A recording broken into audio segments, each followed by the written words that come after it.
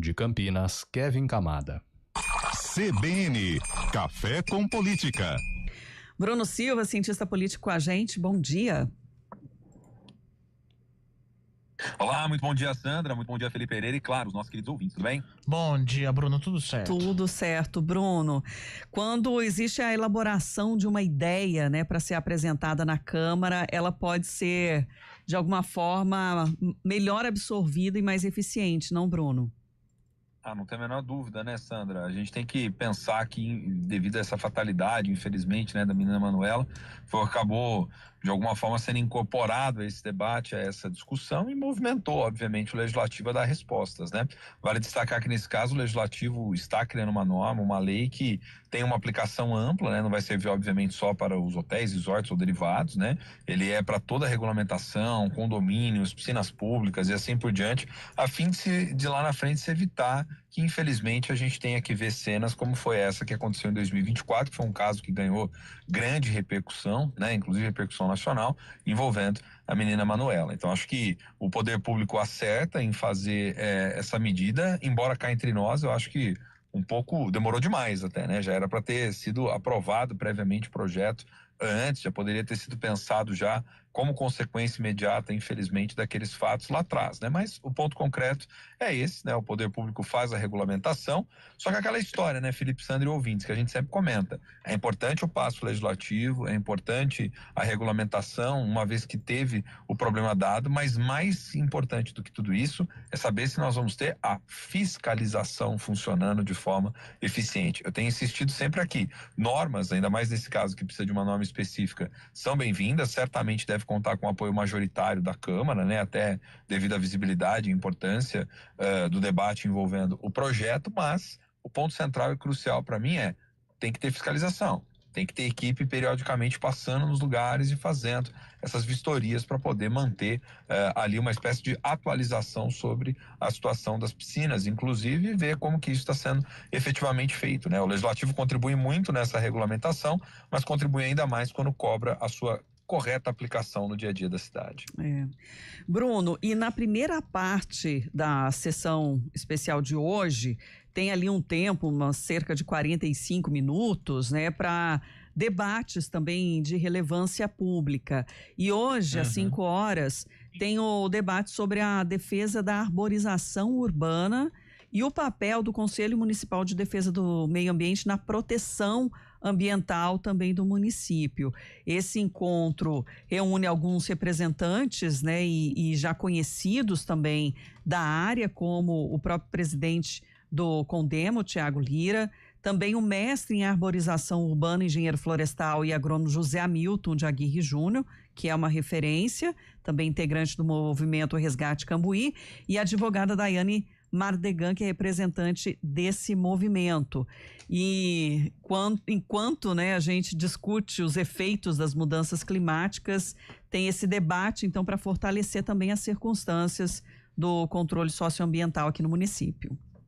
Que é outra temática central, né? Que, aliás, os municípios, eles podem contribuir diretamente para aquilo que a gente falou tanto há poucas semanas atrás, envolvendo a COP, os debates sobre como as cidades podem entrar dentro dessa discussão, Sandra. Eu acho que passa inevitavelmente por essa dimensão, que é a dimensão de cuidar da arborização, da sua expansão, ter um monitoramento e os dados ali subsidiando para poder entender quantas árvores de fato você tem no município, qual a situação dessas árvores, se elas estão boas, se elas não estão, doentes ou não, enfim, questão de cronograma de podas, para manutenção, inclusive. Então, tem uma série de fatores importantes associados à dimensão da arborização, que entra como estratégia do plano, inclusive, que é o plano diretor, que é o plano de arborização, enfim, os códigos específicos que o município tem, focados principalmente nessa área. E tem um ponto, inclusive, dessa história toda, viu, Sandra, que eu queria até relembrar aqui e comentar, porque foi o seguinte: a própria, se me falha a memória, a própria Confederação Nacional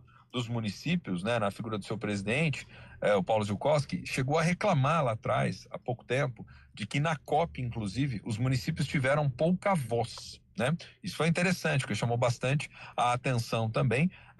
Ele disse que muitos dos prefeitos acabaram ficando ali um pouco perdidos diante do debate, da discussão, que não teve muita ressonância, inclusive, dentro da própria conferência, mas o fato concreto é que eu acho que houve, na verdade, ali um duplo desafio a ser ainda equacionado. Por um lado, você tem desde uma concepção política que precisa passar pelo protagonismo dos municípios, até muitas das vezes uma resistência política por parte de muitos prefeitos, de muitas autoridades locais, que devido ou dado a certas divergências com o governo nacional, muitos acabaram não ocupando espaços que eram espaços que estavam destinados ali naquele evento, ali naquele momento, justamente para poder trazer boas práticas, para poder trazer medidas que estão sendo feitas, ações que possam servir, inclusive, como modelo para outras cidades. Então, veja, esse debate como um todo, ele é um debate que ele está permeado pelo quê? Pela discussão envolvendo arborização, gestão de resíduos sólidos,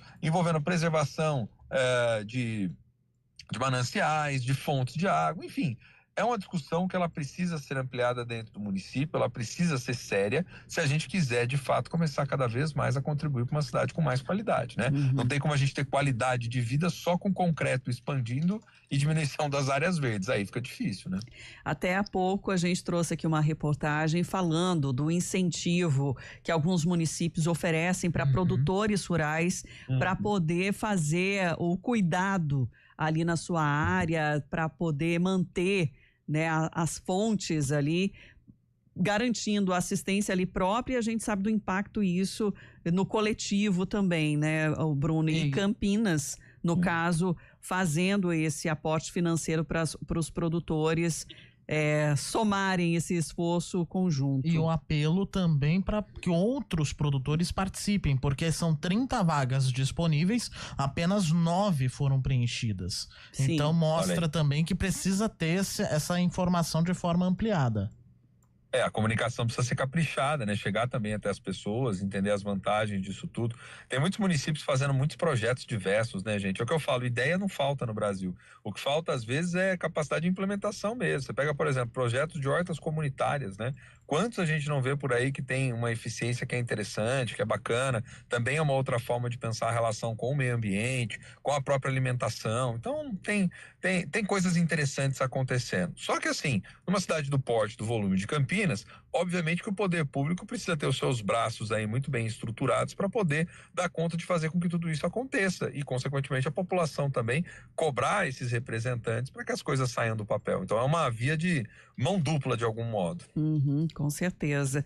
E ainda nesse aspecto, pensando no meio ambiente, né, e como a gente pode se proteger, estamos aqui no aguardo, Bruno, de um alerta teste, né, que deve ser dado pela Defesa Civil do Estado, numa oficialização, inclusive, do funcionamento daquele super radar da Unicamp, né, que já está em funcionamento, né?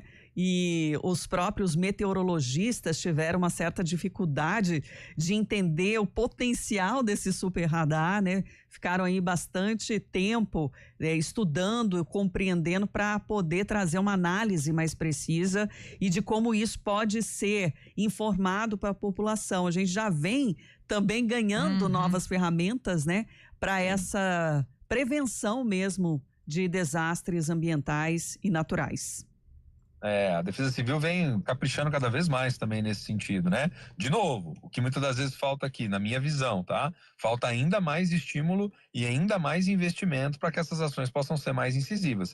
Veja, no Brasil dos últimos tempos, o que a gente mais tem visto são as cidades passando por dificuldades muito grandes em virtude desses eventos climáticos drásticos, né? Eu não preciso nem ficar listando aqui. Se a gente pegar aí o último ano, os últimos 2 anos, o que mais teve, infelizmente, foram tragédias, como essa que recentemente teve no Paraná.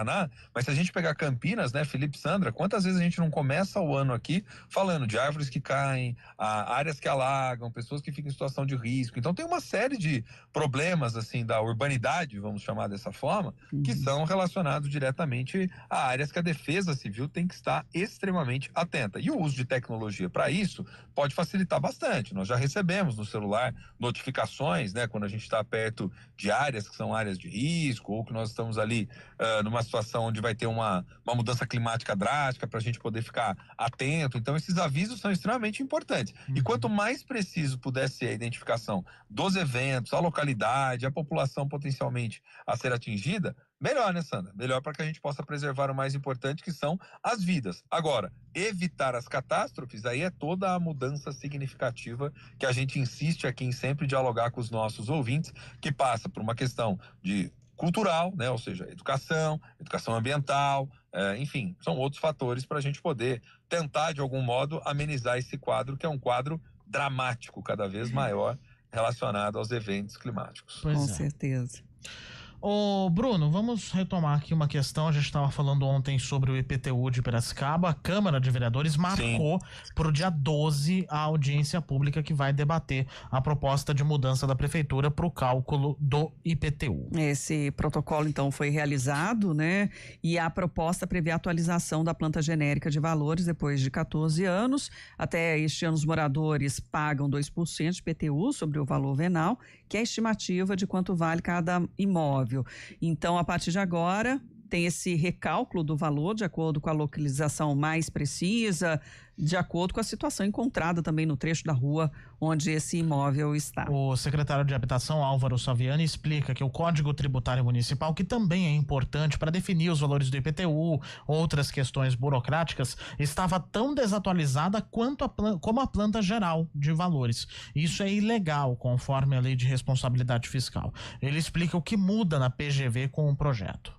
Antes, a cidade era dividida em 22 zonas, né, com cada local com a sua tributação, e hoje agora é dividido de uma forma mais justa e proporcional com a realidade de cada imóvel. A gente leva em consideração se é rua, se é avenida, se tem comércio, se tem infraestrutura perto, ou seja, todos os serviços públicos disponíveis em cada região. Mais de 60 mil imóveis terão redução no IPTU na cidade de Piracicaba. Para o ano de 2026, esse percentual é de 21,5%, e depois para os 2 próximos anos será de, em média, 11%. Importante destacar que o contribuinte que paga à vista tem 5% de desconto, e também uma novidade nesse novo Código Tributário é para aquele cidadão bom pagador que está adimplente aqui junto à prefeitura, que terá mais outro desconto de 5%, totalizando 10%. Além disso, para 2026 não terá a aplicação do IPCA.